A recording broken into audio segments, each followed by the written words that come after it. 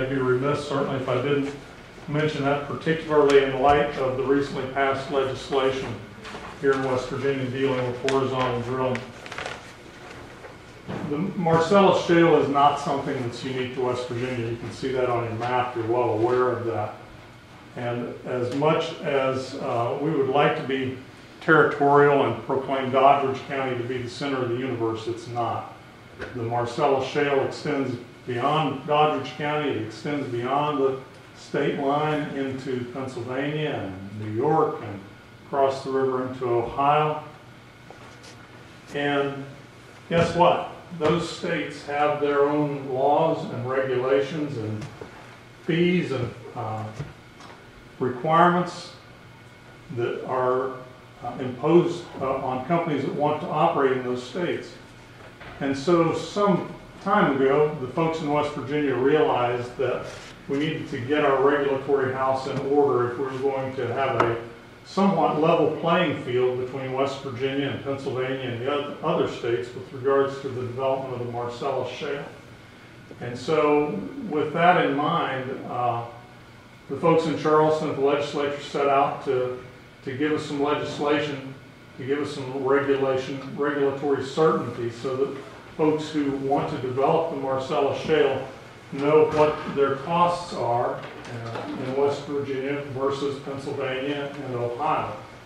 And now we have that in place. 5 years ago, who would have expected to pick up a copy of the Parkersburg paper, the Wheeling paper, for instance, and see that companies like Exxon or Shell were plunking down hundreds of millions of dollars here in these communities to do their work here. The Marcellus Shale, for at least a couple of years now, has been recognized as a world-class natural gas reservoir. And it's attracting world-class companies and world-class capital to develop it. It will take world-class capital to fully develop it.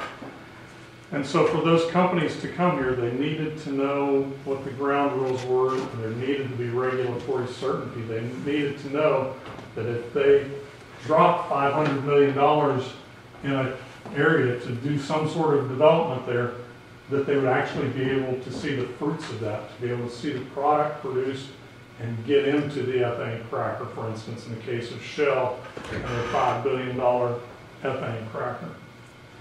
So I think it's safe to say that not all sides, not all stakeholders in the Marcellus Shale were equally happy or unhappy with that legislation. The industry is not totally happy with it. The royalty owners, the surface owners, the regulatory agencies, all of them have issues with current legislation, but also there are good things in that legislation for each one of the stakeholders. And so at least we know what the ground rules are, and we're all going to move forward with it. To try to wrap all of this up, I apologize for taking up the full 30 minutes here.